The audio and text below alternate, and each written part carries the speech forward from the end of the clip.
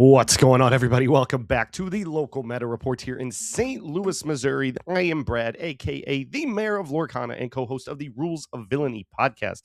What this video series is supposed to be is week after week, I bring to you the latest and greatest in Disney Lorcana winning decks here in the community. But if you watch week to week, you might have noticed that I did not get one out last week. I've been incredibly busy with the wedding in just a few short weeks, and so this been kind of taking a step back. I haven't been on the podcast in a few weeks as well, but I'm trying to make an effort to continue to celebrate the local winners here in the community and all the friends that I've made along the way here in the Disney Lorcana journey. So this is going to be a jam-packed episode of the last 2 weeks. I have 7 decks for you this week to celebrate and talk about, so let's just jump into it right now.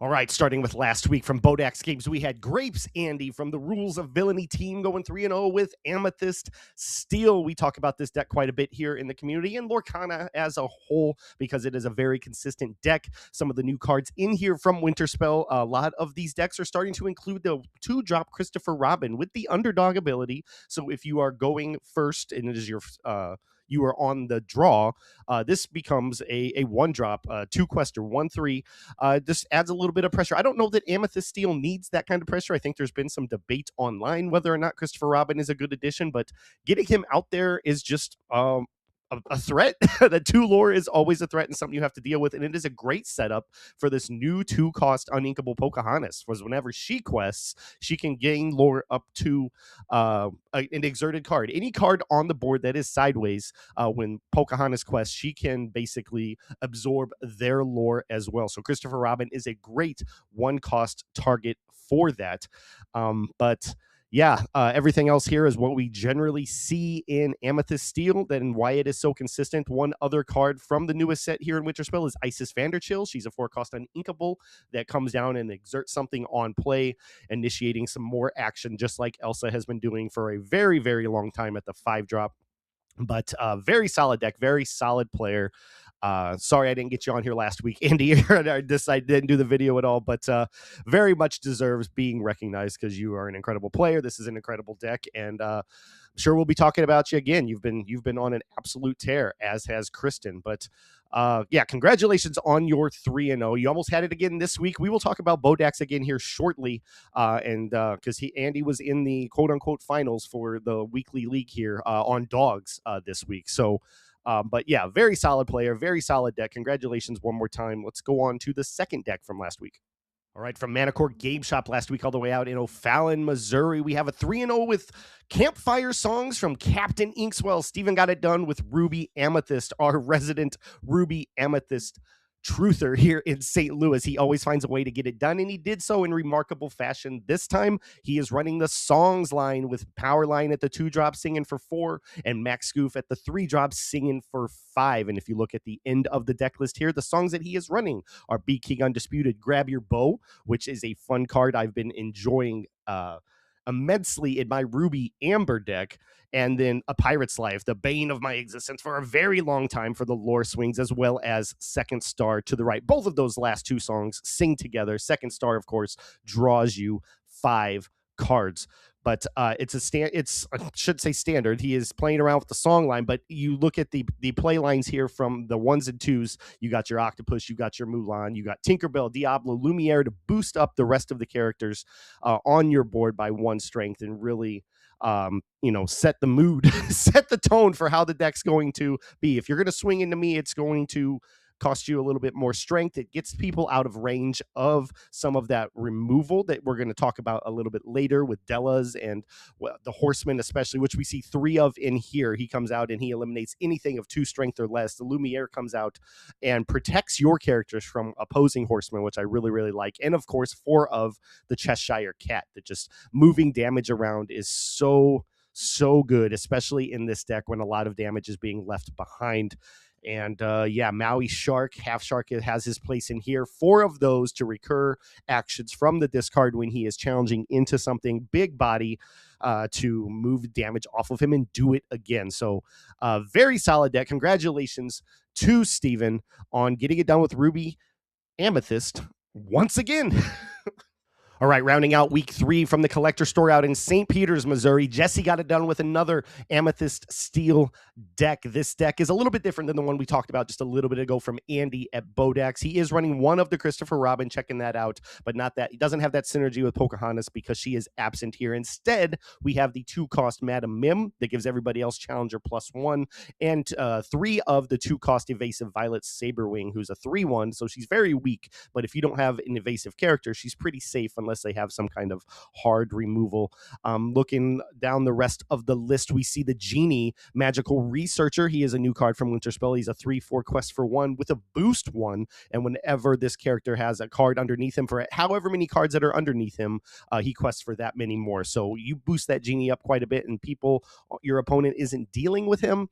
He could be a menace, and that's another one of those cards where if the Genie is in this deck, I would want to experiment with the Pocahontas as well. And I think a lot of people have been trying to do that. Maybe Jesse wasn't finding success with it, or just hasn't had the time to test it out himself yet. But that synergy there is something I've seen people trying out quite a bit. We have a 1 of 3 cost Francine, who's a 4/3 with resist 1, and we also have the new Sven, who's a 4 cost uninkable with rush. He's a 2/3 challenger 3 and evasive, so he comes out ready to swing on anything that happens to be exerted at the time that he comes out. You're typically looking for the Dumbo, the Genie, or whatever else that is a threat at the time.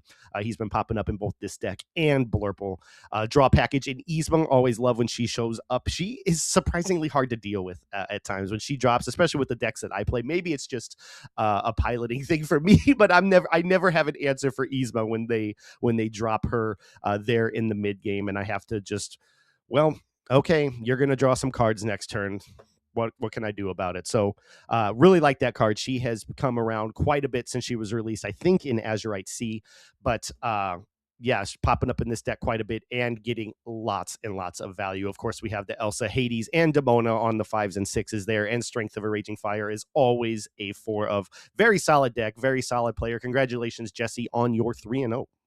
All right, moving on to week 4. Our first deck of the week comes to you by way of Rudros, the one and only at the collector store on Tuesday Night's League with Ruby Sapphire. Is Ruby Sapphire back? Because this version of it looks like it's a lot of fun. It does all of the Ruby Sapphire things that we know and somewhat love, depending on what side of the table you are on. It's ramping on 2. It goes into Cindy, which we know from all the blue decks is incredibly good. And I like the play lines here where Aurora comes out and allows you to ramp again. Aurora from set 1 and reprinted in Fable has wards, so she's pretty much guaranteed to do whatever she wants to do on the next turn. And yeah, we have Shark, Hades, and Dragon at the top end, and a bunch of actions. How many do we have here? We have 7, 11, 19, 20, 22, 25, 29 actions here, and the whole goal of them is to get them out there and use them when the Shark is present. The most interesting one to me, only for the reason that I've never seen this card be played in a competitive fashion, is Distract, which is a set 2 card, I believe, also reprinted with new art in Whispers in the Well, where chosen character gets -2 strength this turn, and you get to draw a card. And that 2 strength is just as important because we are trying to activate the Headless Horseman here for a little bit of more hard removal. I do also like the tech choice of the 4-cost Alice, who was a promo, I believe, last set or the set before. It makes a lot of sense if this is the way she's supposed to be utilized, because she comes out on the 4-drop as a 2/3 quest for 2, and whenever this character, or whenever you play this character, you may put a chosen item in its player's inkwell and exerted. So that seems like a good answer to what has been a pesky problem with the Chromacon lately. And additionally, whenever she quests, you can reduce the strength of a character by 2, also synergizing with that Headless Horseman. So if you play her out on 3 or on 4 ink, and then you're ready to drop the Horseman on a pesky card that's out there waiting to wreak havoc on your board, that gives a little bit more synergy there to get that Horseman out and take care of that. Sorry, I lost myself in my thoughts there, but looking at all of this, it seems like it's really, really good, and I'd like to test it out. I was playing a version of this last week that I saw on Dreamborn from Ramp King, where it did a lot of the same stuff, but it was also utilizing the big Elsa that we have in here on Travis's deck, the 6-cost inkable 5/5 from this newest set. Whenever she comes out, you can exert a character of 3 strength or less, and that happens again whenever you play a location as well. So just enabling the things to turn sideways so the shark can run into it, recur some actions, get some lore off of it, and then you got all kinds of removal and deck searching, even with vision of the future, develop your brain. And yeah, like I'm just kind of rambling at this point. I'm looking at all of this. It's all coming together as I'm looking at this deck and talking about it, that kind of want to test out something like this. It looks like it's a lot of fun. Congratulations to Travis. It always warms my heart when somebody reaches out excited to be on this video. And it excited me to make the time to do it again this week, because I enjoy doing it. I enjoy celebrating these guys and looking at fun decks like this. So hope to see more of this. Congratulations one more time, and let's move on to the next one. All right, moving all the way back out to Manticore Game Shop this week. The top deck of the week belongs to Megan, getting it done with Sky's No Shame net deck, Amber Steel Songs. And this deck is ruthless. I had a personal experience against it in a deck that we're going to talk about in just a second. Actually, the exact same deck, if I'm being entirely honest with you. It is that good. And Megan said she just had a blast playing it. It would just snowball, is the word that she used, appropriately, with this new Angel card that we'll talk about in just a minute, where it just snowballed into, like, there was just no chance that anybody could come back from that. She did say this deck would suffer from a board wipe if somebody was running Amber and had Raging Storm, like an Amber Sapphire or something. Then yeah, her board setup would just go away and be really, really hard to recover from, and that makes a whole lot of sense. But looking at the play line here, she didn't have to run in any of that. She played Sapphire Steel, Amethyst Emerald, and Ruby Amethyst, who I can only assume is Steven, that we talked about a little bit later, or a little bit earlier. But yeah, you got your 1-drops with your Mulan and your Angel, because she has the underdog ability if you were on the draw. The Willow, Grandmother Willow, is just such an incredible card for Amber right now, that is just activating a lot of things and making Amber a dominant color for the first time in a long time, I think, in Disney Lorcana, where Amber was kind of underrepresented after Steel Song kind of got nuked with rotation. But it's back, and it's in a lot of decks, and it's proving to be very, very good. We have the recurring Lilo, we have Mowgli to snipe some actions out of the opponent's hands, as well as the Turtle Boy, Troubadour, and Vanessa to sing on 2-drop, both 4 cost, or 4 Singer 4 is what I'm trying to say there, as we're getting later and later into this video. Nani, former villain of the week here at Rules of Villainy, is an incredible card, because if you look at all the cards that we just named, including the doc, there are so many 2-drops that she can pull when you play her and look at 4 cards from the top of your deck and just replace her with one of those. Ariel is a card that I'm going to talk about on the next video, or the next deck. Chief Powhatan is Powhatan. Heather told me how to pronounce this, and I have already forgotten. He's a 5/5 bodyguard that can't challenge, just comes out and says, "You got to crash into me." But Angel is a card that, woof, man. She comes out, and for the cost of discarding a card, you can do 2 damage to something. And that doesn't sound like a whole lot, but if you're doing that every turn, she is just an absolute menace. She is throwing a snowball and saying, deal with it. And she's a 3/3. So, like, she's hard to deal with. And on top of all of that, if you have no cards in your hand, which is very much a possibility with this deck, she has resist too. So she's even harder to deal with as she's throwing snowballs at you. She gets stronger the more snowballs she throws at you. So absolutely menacing deck. No surprise that a pilot like Skylar got it done at CCS. No surprise that Megan and, spoiler alert, Ron got it done in the next deck that we're going to talk about, because they're both incredible players, incredible deck, and this just has a lot of things to do with it. Akud Etamuti is a card that is a 4 of in here that allows you to draw a card and play your next character for 2 ink less.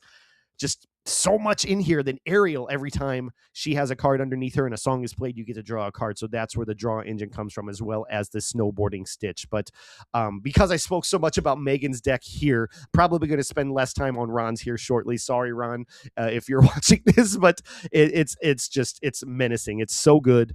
And no surprise that it saw a 2 3-0s this week here in St. Louis. All right, Ron, back at Bodach's games this week in week 4 of the Winter Spell meta. Again, it is Amber Steel Sky's version of the deck. He tells me after the league was over, he hit me after his 3-0 and said, "Hey, it's just Sky's deck." I'm like, yeah, that makes sense. I get it. I just got beat by you and Sky at the same time, and Megan apparently, which I was unbeknownst to me at the time. But what can I say about the deck that I haven't already, other than this personal experience of playing him in round two? I got paired into him, not knowing what he was playing at the time, and thought it was going to be a good. From his perspective, he thought it was going to be a good matchup. I was playing Ruby Amber, having a really good time with that and doing a lot of fun things, but I just dropped the ball. I wasn't drawing well at all, but then the one time we talked about how important this aerial was on the last one on Megan's deck, and he had her exerted, and I had two Mowgli's on board, and I dropped the Lumiere, and I was like, I could run both of these Mowgli's into her. And for whatever reason, I didn't. And then the next turn, she's a 4-cost. She can sing Zeus. She used that to take out, or he used that to take out Lumiere, and did a bunch of other stuff. I got the draw package out of her, and then like we talked about with Megan's deck, just snowballed from there. He got all these cards back from whatever means possible and just took control of the game. And immediately after I didn't challenge into that aerial, I was like, what the heck was I thinking? Because that was just a moment where I don't think I could have won that game anyway with the way the cards fell. It was an easy 2-0 for Ron, but leaving that aerial, not sacrificing my Mowgli's to take out that aerial really just kind of expedited my demise on that, and it was not fun whatsoever. But I don't know what else to say about the deck. It is it's that good. It took down a big CCS tournament down in Houston on the past weekend, so of course more people are checking it out. You got the filtering for Mulan, you got the singing with on the draw, especially with Angel on one. She can sing Della's if you need to draw a card, and I don't know how much value you get out of that, but a Cood, you're looking for Angel to be singing a Cood and getting out something much bigger on turn 2. But Strength of a Raging Fire is another one that she can sing, though you probably don't have the bodies to deal with something. It's probably not worth it to sing Strength on 2 unless there's something out there that's really a big, going to be a problem in the future. So, but yeah, everything that we've already said already, Nani comes out, gets you 4, 8, 12, 16, 20, 24, 26 cards in the deck that Nani could find, if I counted correctly there. Just absolutely insane. And congratulations to Ron on this one. I met Ron as a Steel Song player way back in set 1 or 2, and he's back in his element here and probably going to take this to find success over there at Team Snuggly Duckling. So congratulations to Ron one more time. And speaking of Team Snuggly Duckling, let's talk about one final deck here this week. And finally, our last deck of the week from Team Snuggly Duckling. We have Justin getting it done with Boosty Boys. This is an Amber Ruby deck, and it is fascinating. I watched Andy play it on Thursday night, so my experience comes from Andy playing it. I'm sure Justin's was all the same stuff. The whole goal of this deck is to boost and draw. If you look at all the boost cards in this deck, they're all cheap. They are 1-cost boost, and every time that you boost, if you have a Webby's Diary or more established, you can pay 1 ink for each of those diaries to draw a card. And what's better in a TCG than drawing cards? I watched Andy basically go through every single one of his cards to find the answers he needed from a game that seemed hopeless, come back and win one of the rounds. At least he didn't win the matchup, but it looks like it's so much fun. In fact, Justin's comments on the deck was that it was so much fun to play, and one of the funniest things that he got to do at the demise of Hunter, unfortunately, was that Hunter was playing the Emerald Steel Let's Get Dangerous deck, and every time he would play the Let's Get Dangerous action, Justin would find a monstrous dragon or a headless horseman to deal with something on Hunter's board. So absolutely insane. But you got the 1-drops here with the Liquidator, comes out on the draw as a 4/2 with Reckless, so he's just ready to challenge into anything that is sideways. The Tinkerbell also is a fair quester on 1. She's a 3/1. She's a little weak there, but she's inviting you to challenge into her because that early on in the game, her 3 strength is going to take out anything that runs into her by and large. I can't think of anything that survives her at the 1s and 2s, but I'm sure there is something.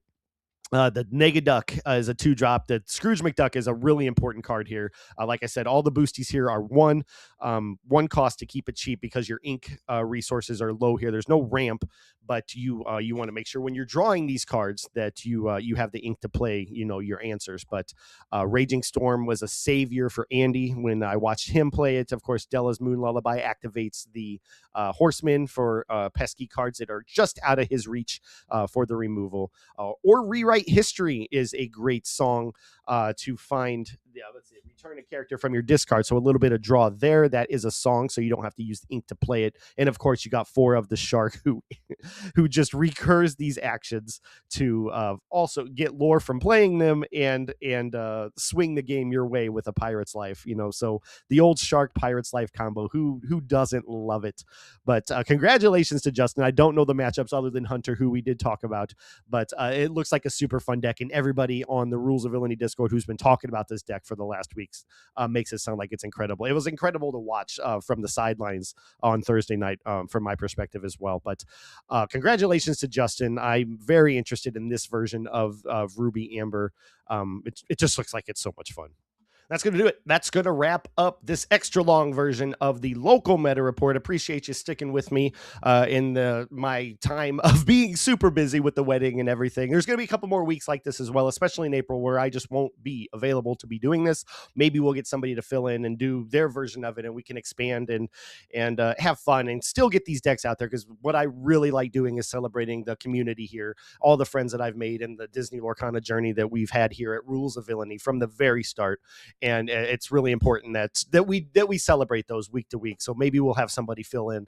But for all of you who submitted your decks, thank you so much for being a part of this and allowing me to make this kind of content for you. Everybody who is watching, thank you for tuning in. I hope you found it educational, enjoyable, and maybe found something you'd like to play.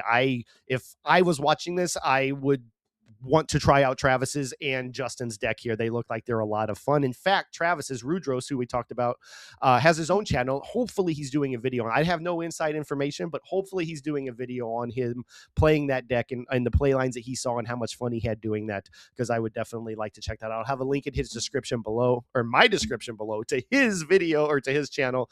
But I'm just kind of on a tangent now. It's been a long video, long night, and I'm just happy to be here. But if you like this kind of content, please like, subscribe, hit the bell for notifications for any kind of Rules of Villainy content, whether it be this Deck Test Tuesdays with Andy and Kirsten, the shorts that Vince puts out, or the podcast proper that we try to have out every Friday. We are so close to 100 episodes. It's absolutely insane, the journey that we are on, and so proud to be a part of that, and so proud to have you guys along for that ride as well. So definitely check all that out. And yeah, this has been fun. Until next time, happy questing.